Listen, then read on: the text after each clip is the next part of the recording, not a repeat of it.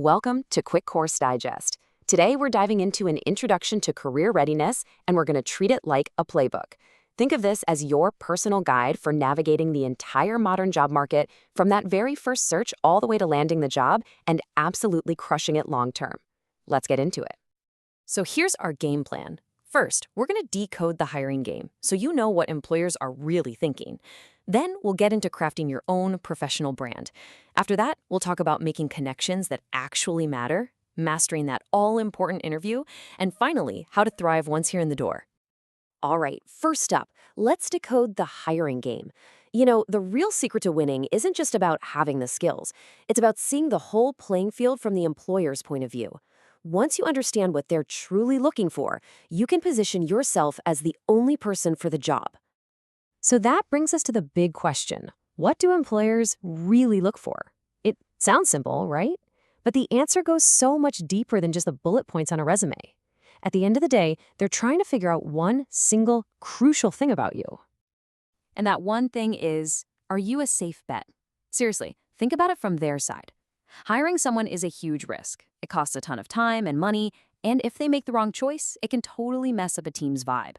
So a hiring manager's number one job is to lower that risk. They need someone with the skills, for sure, but they also need someone who's going to fit in, stick around, and make that big investment worth it. And to really get what that risk looks like, check out these two classic hiring nightmares. On one hand, you've got the person who seems perfect. They totally nail the interview, but once they're on the job, they get overwhelmed and quit in a week. Then, on the other hand, you've got the super talented high performer who gets bored because the job's too easy and leaves in a month for something better. Either way, the company is right back at square one. So, how do you show them you're that safe bet? It all starts right here, tearing apart the job description. Treat it like a treasure map. Pinpoint every single responsibility, make a list of all the hard and soft skills they mention, and hunt for clues about their company culture in the words they use. And maybe the most important step, be super honest with yourself. Is this really a good fit for you too? That's the foundation for everything that comes next. Which leads us right into our next section, crafting your professional brand. Okay, you know what they're looking for. Now it's time to build the tools you need to prove you're the perfect solution to their problem. But before we even get to your resume, we have to talk about the gatekeeper. It's called an applicant tracking system, or ATS. Just think of this thing as a digital bouncer for your resume. It's a piece of software that scans everything you submit for specific keywords before a real human being even gets a chance to see it. Just let that sink in for a second. The very first reader of your resume isn't a person. It's a robot. And knowing that should totally change how you think about writing and formatting. If you don't play by the robot's rules, your amazing resume could just disappear into a digital black hole, never to be seen again. So how do you get past this bot? It's actually way easier than it sounds. First, you've got to use the exact keywords they use in the job description. Just mirror their language. Second, keep your formatting super simple. We're talking standard fonts like Arial, no weird tables, no fancy graphics that can confuse it. And finally, use boring, standard headers. The system wants to see experience, not something clever like my awesome journey. And inside that simple format, you need these key parts. Of course, your name and contact info have to be crystal clear. A punchy summary right at the top is great for hooking them in. Then the heart of it all is your professional experience, always with your most recent job first. After that, just round it out with your education and a clean skills section. That's the classic setup that both the bots and the humans are expecting to see. But look, a resume is just a one-page snapshot, right? Your LinkedIn profile, that's where you get to tell the whole story. It's dynamic, it adds personality, and it gives you a place to prove all the amazing things you claim on paper.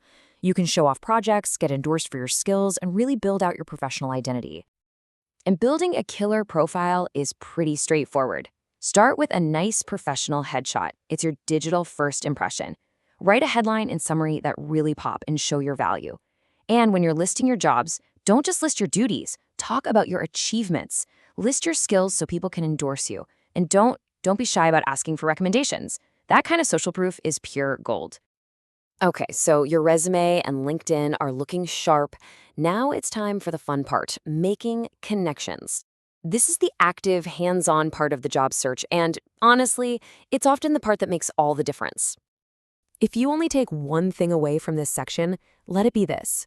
Most jobs are never even posted online. They're filled through people who know people. That means just clicking apply online can't be your only strategy. You have to be actively using your network. It really is less about what you know and a lot more about who knows you. And I know what you might be thinking. I don't have a network, but I promise you, you do. Your network is all around you. It's your friends and family, your old professors and classmates, your former coworkers, even people from volunteer groups or online communities. Just take a second and actually map it out. You know way more people than you think. Now, when you do reach out, there are definitely some rules of the road. The number one mistake people make is jumping in and immediately asking for a job. Don't do that. Instead, just be real, be genuine. Focus on building an actual relationship. Ask how you can help them. And always, always follow up. Networking is a long game, not a quick favor. Yes, your networking worked. You've landed the interview. Now we're at section 4, mastering the interview. This is your big moment. This is where you close the deal. Here's probably the biggest mindset shift you can make. An interview is not an interrogation. It's a conversation. It's a two-way street. You are checking them out just as much as they're checking you out. Just reframing it that way takes so much pressure off, and it empowers you to figure out if this is actually the right place for you. And you can see how the interview fits into this whole job search cycle. It all starts with networking, which leads to some introductions.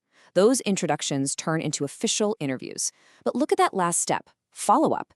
Sending a quick, professional thank you note is so simple, but it can be the one thing that makes you stand out from the pack. Whatever you do, do not skip that step. So congratulations, you did it. You got the offer. But our playbook isn't done yet. Let's move to our last section, thriving in your new role. Because being career ready isn't just about getting a job. It's about building a career you love. This is so important to remember. Getting the job offer is the starting line. It is not the finish line.